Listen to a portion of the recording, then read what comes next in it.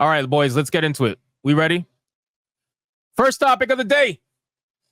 Konami, because obviously Silent Hill 2 is a thing, right? So we got a headline here from That Park Place. With a headline that reads, Konami deletes post announcing Silent Hill 2 remake and that it was designed for the modern audiences.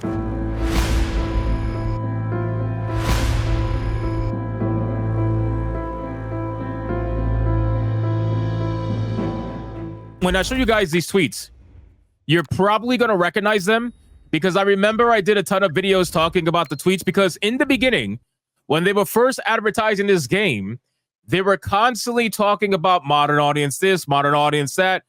They kept doing it in their videos where they were highlighting the game. They were talking about changing the story, making it for modern audiences, blah, blah, blah, blah, blah, right? Well, apparently now they are deleting it. Why are they deleting it? Who knows? Maybe they're trying to do damage control. Maybe they're trying to, I don't know, make it seem as if they're not doing what they initially said they were going to do. I really don't know. But before we do that, let's check SteamDB really quick. I want to check SteamDB. Let's see how the game's doing. Okay.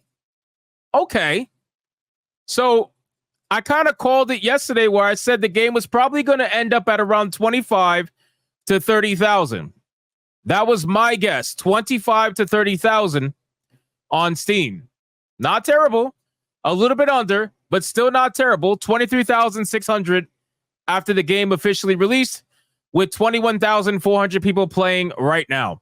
So that's not bad. Not bad numbers. I still don't know if this company is going to make its money back. It really depends on how well it's sold on PlayStation, but it's not terrible, all right? It's definitely not fucking Dustborn numbers, okay? It's definitely not Dustborn numbers. So not bad numbers, but I would have to see what the budget is to really get an idea, obviously, of how well this game is going to do, right? But we'll find out. So anyway, we wanted to just check on the game. Let's go back really quick. So again, they're doing damage control. Don't know why they're doing this, right? If you're going to talk about being for the modern audience, you might as well just stick to it, right? Don't be a bitch. Stick to it. Just stick by what you say. This is my biggest issue with a lot of people on that particular side of the aisle. Whenever they say things, whenever they do things, they never stick by them. They always end up deleting them. They always end up going private on their Twitter pages or blocking people or whatever. They never just stand by what they say. Just stand by what you say. All right? If the game's for the modern audience, just stand by it. But anyway, let's read it. Konami, the publisher of Bloober Team's upcoming remake of Silent Hill 2, has deleted their post announcing the game was designed for the modern audience. At the end of May, Konami published a post on X that has since been deleted, where it announced, see how the Bloober Team devs working on Silent Hill 2 preserved authenticity while adapting a horror classic for modern audiences. I specifically remember making a video about that tweet, by the way. I remember all of it. The post also included a video that featured the game's lead producer, Maciej Glum, who, by the way, this person, I don't know if I'm saying his name right. I did a stream about this. I showcased his DMs, censored, of course. But this guy reached out to me on Instagram.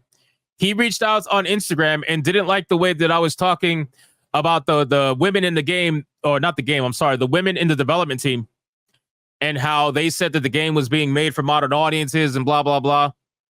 He didn't like the way I talked about some of his developers. So I offered for him to come on stream and we could talk about it. And he said he had to speak to legal in order to get permission. And needless to say, that permission probably never came because he never messaged me again. So I was like, all right, there goes that, I suppose. He says, I think the biggest change that we've had was actually how to make the game approachable for the newcomers who have not played the original, but at the same time to retain the familiarity of the game that players remember from 20 years ago. Creative designer, lead director Matwitz Linart added, our goal from the very beginning was to maintain the game's atmosphere while modernizing the gameplay to make it competitive in 2024.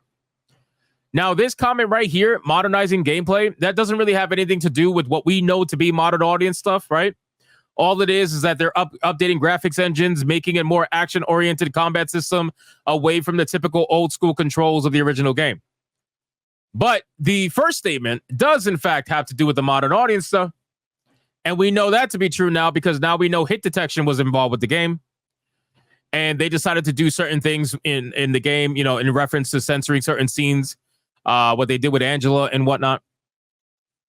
You know what's crazy? I saw a post on Twitter of somebody saying, "Oh, you just want Angela to be hot," and I literally didn't even bother responding because people like that are really retarded, and I feel like talking to them would kind of be pointless because they are genuinely retarded, right? I'm not just saying that; like they really are retarded. But no, I don't want Angela to be hot. I want Angela to look traumatized.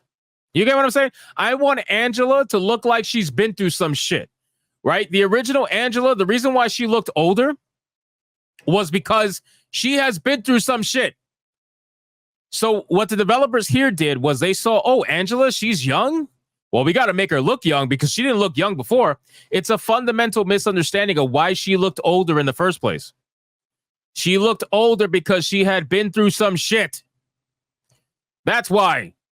So instead, you made Angela look like a fucking girl who just got done filming a TikTok. I don't want her to look hot. I want her to look traumatized.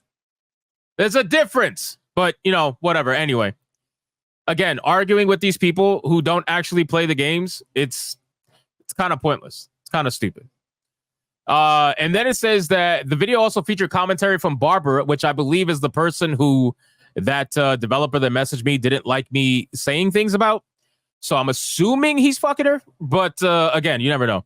Blooper Team's senior narrative designer, who explained how the company changed the story.